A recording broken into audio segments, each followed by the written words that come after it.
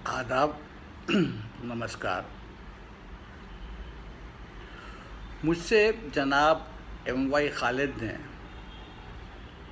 फरमाइश की थी कि अफ़साने आप सुना रहे हैं, सही है, अगर थोड़ा सा उर्दू अदब की तारीख़ के बारे में भी बात करें तो बेहतर होगा। फरमाइश सर आँखों पर। रिसर्च करने के लिए मेरे पास वक्त नहीं था कि मैं फील्ड में जाऊं, और नेट की रिसर्च पर मुझे कोई भरोसा नहीं है, बिकॉज़ ज़्यादातर नेट पर जो इन्फॉर्मेशन मिलती हैं वो गलत भी होती हैं। तो मैंने 3 किताबें उठाईं।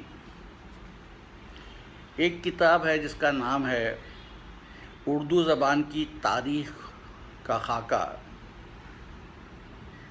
जिसके मुसन्निफ़ हैं प्रोफेसर मसूद हसन। एक और किताब है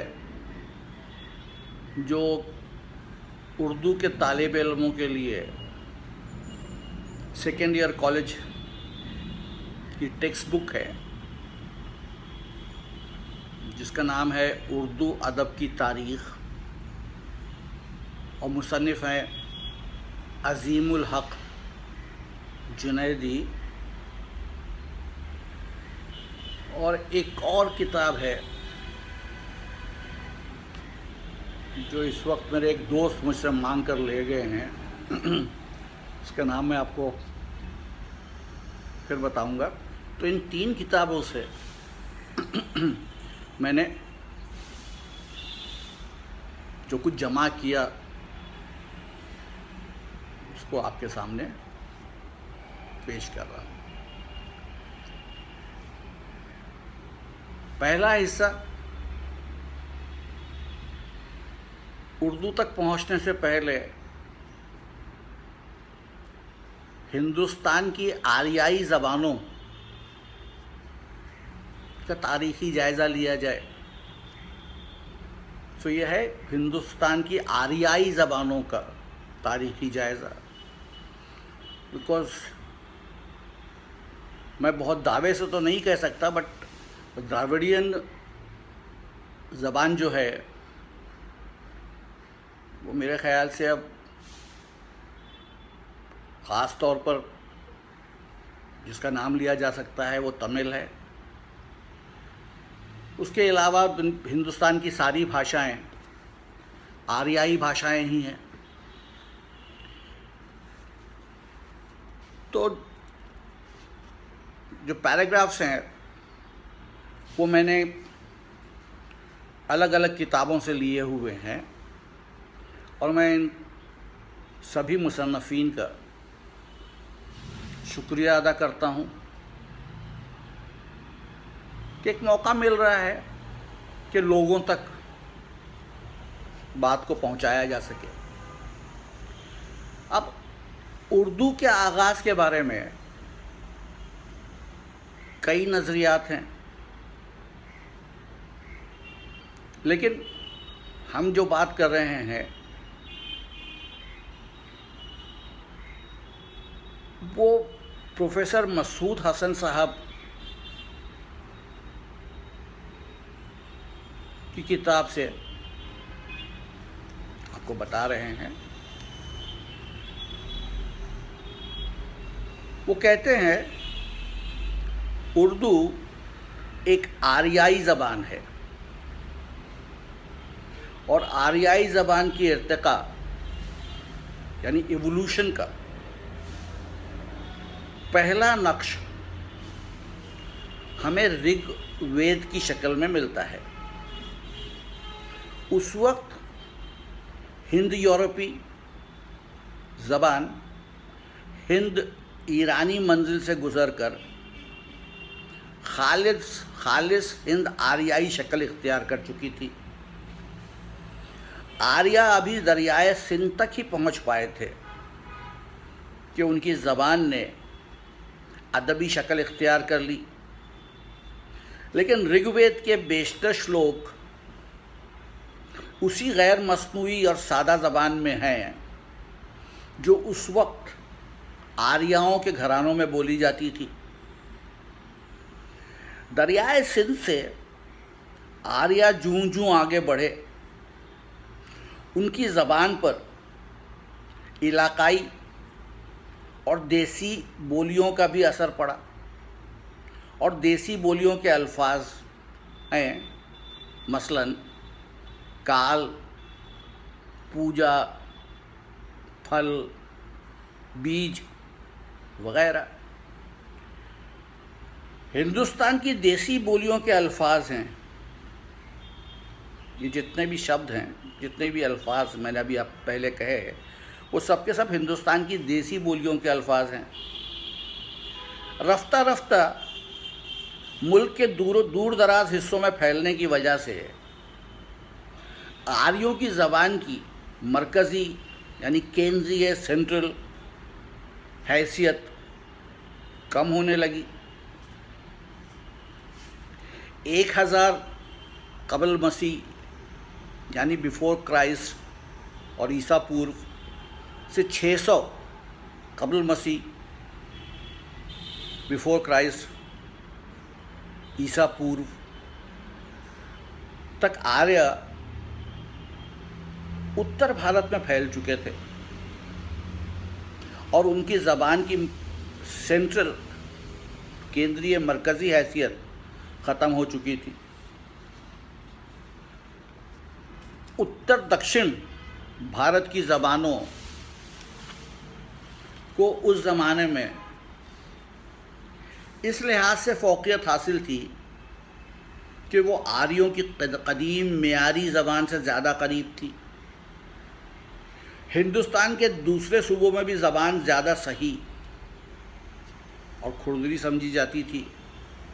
जूं जूं आर्याई तहज़ीब का मरकज़ पंजाब से हटकर दो आबे में मुंतकिल होता गया, यहाँ की ज़बान को भी मुमताज़ हैसियत दी जाने लगी। उस ज़माने में आर्याई ज़बान को असर नौ मुनज़्ज़म करने की कोशिश की गई। सूबा जाती और मुकामी तासुबात से हटकर सिर्फ ऐसे अल्फाज को टकसाली ज़बान माना गया जो सब जगह राइज हों। सब लोग अदब में एक ख़ास किस्म की टकसाली ज़बान का इस्तेमाल करने लगे और ये ज़बान बन संवर कर संस्कृत हो गई। मुल्क के जिन हिस्सों में आर्य फैल गए, वहाँ के मजहबी, धार्मिक, इल्मी, शैक्षणिक तबकों में ये समझी और बोली जाती थी और हिंदुस्तानी बोलियों की कसरत में ये वहदत का काम देती थी। रफ्ता रफ्ता संस्कृत का रिवाज कम होने लगा। उसने मज़हब को अपनी आगोश में जगह दी। नतीजा ये हुआ कि ब्राह्मणों के हलकों में महदूद होकर रह गई। उसके ज़वाल का सबब, सबसे बड़ा सबब ये था कि महावीर जैन और महात्मा गौतम बुद्ध ने अपने अपने धर्म के प्रचार के लिए अपने यहाँ की मकामी बोलियों को तरजीह दी। जनता ने, अवाम ने उसका इस्तकबाल किया। इस तरह इलाकाई सूबा जाती बोलियाँ उभर कर संस्कृत से टक्कर लेने लगी और संस्कृत रफ्ता रफ्ता एक फ़िरक़े की ज़बान बनकर रह गई। और फिर इधर प्राकृत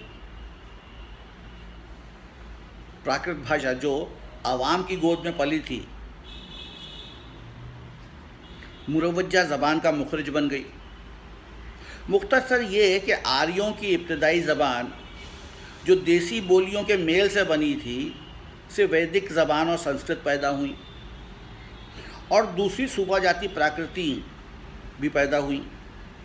सूबा जाति बोलियों ने वैदिक ज़बान के फितरी रुझान को अपनाया। यही उनकी प्राकृत यानी फितरी कहलाने का सबब है। उन्हें पहली प्राकृतों को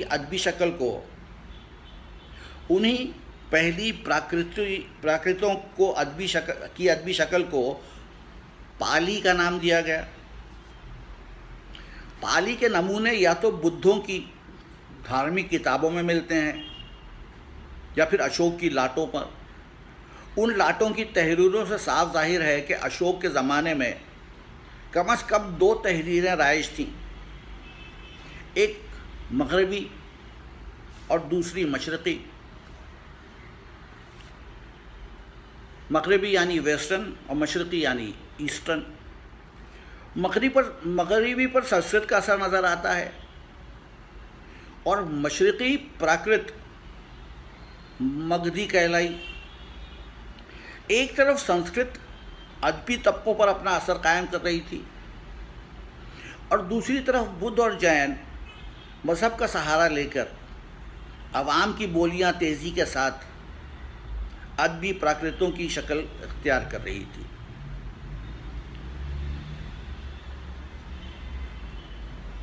उस दौर की प्राकृतों में 5 नुमाया शक्लें थीं। एक महाराष्ट्री। अदबी हैसियत से उस ज़माने में इस प्राकृत को सबसे ज़्यादा फ़रोग़ हासिल था। इस अहद का बेशतर शेरी अदब इसी प्राकृत में मिलता है।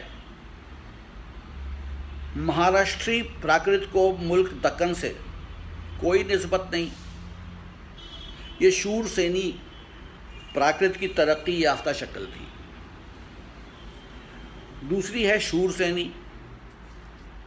इसका मरकज़ 2 आबा का वस्ती हिस्सा मथुरा था। इस पर संस्कृत का गहरा असर नज़र आता है। संस्कृत के नाटकों में भी इसकी झलक नज़र आती है।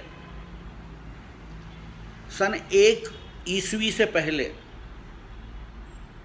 इसने एक मुंज़बत अदबी ज़बान की हैसियत इख्तियार कर ली थी। मगधी या मागधी जुनूबी बिहार दक्षिण बिहार की प्राकृत थी। चूँकि यह आर्याई तहज़ीब व तमद्दुन के मरकज़ों से दूर जा पड़ी थी, इसलिए गैर मुहज़्ज़ब ज़बान समझी जाती थी। चौथी अर्ध मागधी और अर्ध मागधी। शूरसेनी और मागधी प्राकृतों के दरमियानी इलाके की ज़बान थी। आज उसी इलाके को दिल्ली वाले पूरब के नाम से पुकारते हैं। गौतम बुद्ध और महावीर जैन ने इस प्राकृत को अपनाया था और उस ज़माने में इसका रिवाज शाही ख़ानदान तक महदूद था। शाही ज़बान होने की हैसियत से ये दूसरी प्राकृतों पर भी असरअंदाज हुई। गर्ज़ यही उस वक्त की मियारी ज़बान थी। पिशाची पांचवा रूप थी। ये कश्मीर और पंजाब के इलाके की प्राकृत थी और अवाम में भूत प्रेत की ज़बान समझी जाती थी।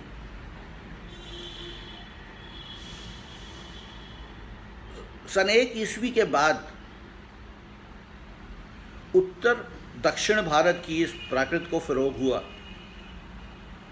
उस ज़माने में शाही सरपरस्ती की बदौलत गंधार की बोली और म्यारी ज़बान की हैसियत से इसका इलाके में राज हुआ।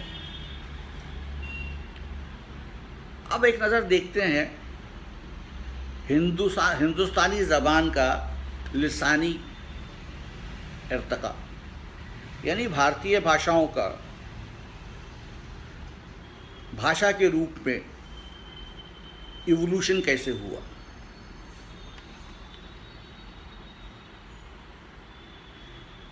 मगरबी हिंदी, इसका मतलब है पश्चिमी हिंदी और उसकी बोलियों खड़ी, ब्रज वगैरह की क़दामत का सबसे बड़ा सबूत वो कदीम लसानी शहादतें हैं जो हमें मुसलमानों की फ़तेह दिल्ली के फ़ौरन या तुरंत बाद के नमूनों में मिलती हैं। अब खड़ी बोली की क़दामत के सिलसिले में कदीम हिंदुस्तानी अदीबात से बाज़ ऐसे नमूनों का ज़िक्र किया जाता है जो मुसलमानों के दिल्ली आने से पहले के हैं। अब फिर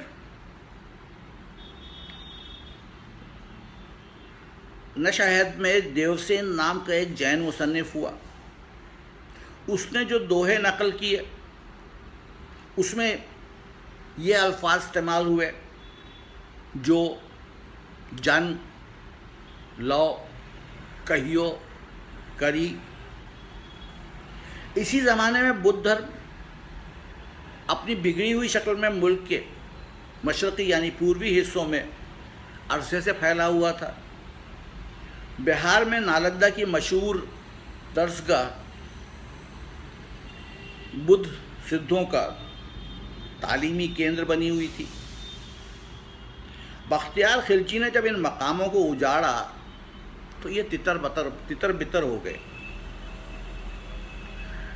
उन बुद्ध सिद्धों ने अवाम पर अपना असर कायम रखने के लिए संस्कृत तसानीफ़ के साथ उपभ्रंश मिली हुई देसी भाषा में भी दोहे लिखे हैं। उनमें सबसे पुराने सिद्ध वो हैं जिनका ज़माना 800 ईस्वी यानी 800 AD का इब्तदाई दौर है। उन्होंने अपने दोहों में ये अल्फाज इस्तेमाल किए, नाही, कहिया, अंधारे। हेमचंद जो कि इसी अहद के मशहूर गुजराती आलिम थे, अपनी कवायद में एक दोहा देते हैं जिसका पहला मिसरा ये है, भला हुआ जो मारिया बहनी महाराकित, भला हुआ जो मारिया बहनी महाराकंत। इसके अलावा ये अल्फाज भी मिलते हैं जैसे बजिया, जगिया, लगिया। हिंदुस्तानी अदब का वो दौर आता है जिसे वीर गाथा काल कहा जाता है। पृथ्वीराज रासो इसी अहद से ताल्लुक़ रखती है। रासो में भी खड़ी बोली की शक्ल नज़र आती है। इसमें अरबी और फ़ारसी के ये अल्फाज भी मिलते हैं, असवार यानी सवार, सहनाई अरबी, तुर्की मतलब तुर्की, कम्मान यानी कमान। पृथ्वीराज रासो के कत्ल के 90 बरस के बाद खुसरो ने शायरी शुरू की जो नहायत सादा और साफ उर्दू में है। दरअसल ब्रज और खड़ी बोली के जिन शक्लों को हम उपभ्रंश में देख आए हैं उनका पूरा निखार खुसरो के यहाँ हो जाता है। रासो और खुसरो के दरमियान फ़ारसी रस्मुल ख़त में अदब का कोई नमूना नहीं मिलता। हिंदी रस्मुल ख़त में जो नमूने मिलते हैं वो ब्रज की इब्तिदाई शक्ल का पता देते हैं। इससे इनकार नहीं किया जा सकता कि खुसरो ने बहैसियत एक माहिर लिसानियत के ज़बान का सबसे मकबूल रूप अपनी पहेलियों के लिए मुंतखब किया होगा।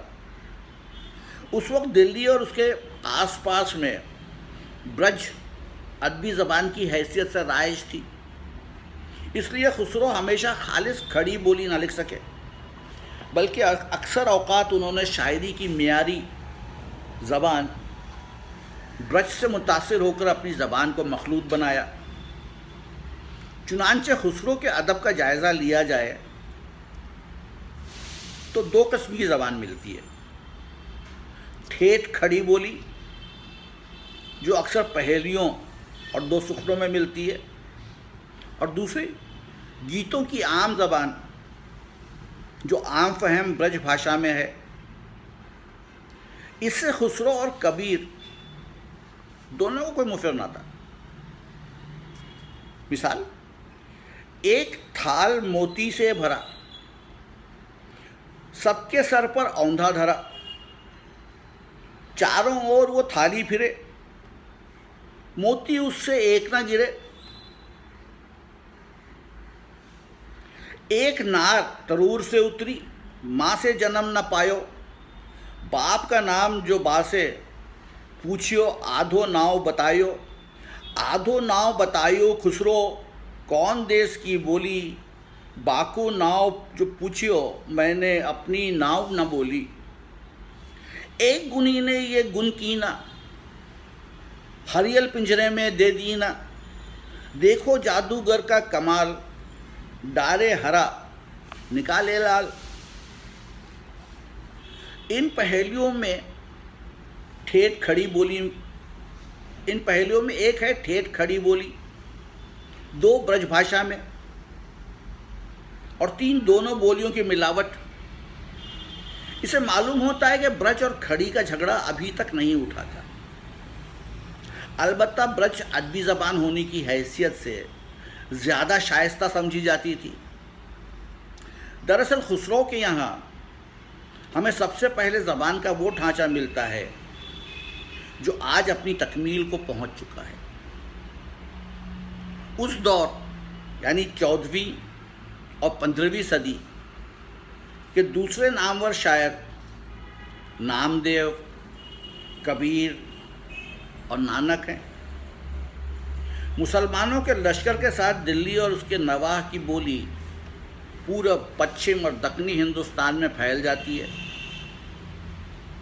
इस ज़बान की शक्ल नामदेव के यहाँ ये थी। माई न होती, बाप न होते,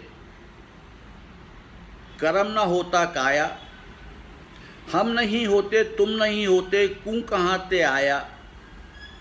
चंद्र न होता, सूर्य न होता, पानी पवन मिलाया, शास्त्र न होता, वेद न होता, कर्म कहाँ ते आया। अब इसी का रूप कबीर और नानक के यहाँ देखिए। एक पूरब का रहने वाला है और दूसरा पंजाब का। कबीर कहत जात हूँ, सुनता है सब कोय, राम कहे भला होगा नहीं तो भला ना होए। आऊँगा ना जाऊँगा, मरूँगा ना जीऊँगा, गुरु के शब्द रम रम रहूँगा।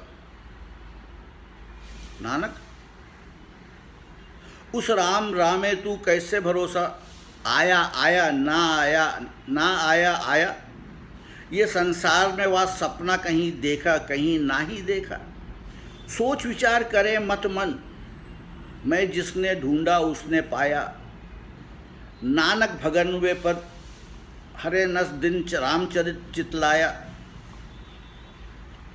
अब ये ऊपर के जो छंद हैं उससे अंदाज़ा हो जाता है कि ब्रज, खड़ी और हरियाणी वगैरह बोलियों के बीच उस वक्त अंदाज़ा हो जाता है कि ब्रज, खड़ी और हरियाणी वगैरह बोलियों के बीज उस वक्त की ज़बान में पाए जाते हैं। अलबत्ता ब्रज को उस वक्त मुमताज़ हैसियत हासिल थी। इब्तिदा में खड़ी बोली ब्रज भाषा की गोद में नज़र आती है। बात को ख़ास तौर पर मुसलमान सूफियाए कराम की सरपरस्ती में एक अलहदा अदबी शक्ल इख्तियार कर लेती है। दरअसल मुसलमानों के दाखिले दिल्ली की तारीख़ जदीद आरियाई ज़बानों के तुलू की तारीख़ है। इसी नापुख्ता ज़बान को मुसलमान लश्कर दक्कन ले गए, जहाँ वह ज़बान के अजनबी माहौल में अर्तक़ाई मंजिलें तय न कर सकी। दिल्ली की कदीम ज़बान और दक्कन में ज़्यादा फ़र्क न था, मगर शुमाल में लिसानी तब्दीलियों की रफ्तार तेज़ रही। चुनांचे जब वली अपनी दक्कनी बोलते हुए वली में दाखिल हुए तो उनको एक तरक्की याफ्ता ज़बान से वास्ता पड़ा। लिसानी नुक्ते नज़र से दक्कन का इलाका महाराष्ट्र, रियासत हैदराबाद, रियासत मैसूर, इंदौर और तमिलनाडु के बाज़ ज़िलों पर मुश्तमिल है। इन इलाक़ों में मराठी, तेलंगी, कन्नड़ी और तमिल ज़बानें बोली जाती हैं। इसलिए दिल्ली की ज़बान दक्कन पहुंचकर ज़बानों के अजनबी माहौल में एक अलहदा डगर पर पनपती रही। ज़बान दहलवी का पहला मरकज़ दौलताबाद था, जो मराठी इलाके में है। बहमनी सल्तनत के क़याम के साथ दक्कन का मरकज़ कन्नड़ी इलाके में गुलबर्गा में मुंतकिल हो गया। सल्तनत बहमीना के जब टुकड़े टुकड़े हो गए तो दक्कन के दो नए मरकज़ पैदा हो गए। तेलंगी के इलाके में गोलकुंडा और कन्नड़ी के इलाके में बीजापुर। दक्कनी अदब उन्हीं दो मरकज़ों में अपने कमाल को पहुंचता है और दहली की नापुख्ता ज़बान कुली, कुतुब शाह, वजही और नुसरती के हाथों से अदबी सतह तक पहुंचती है। वली से पहले दखनी की शक्ल का अंदाज़ा कुली कुतुब शाह के इन शेरों से होगा। पिया बाज प्याला पिया जाए ना, पिया बाज यकतिल जिया जाए ना, कुतुब शह न दे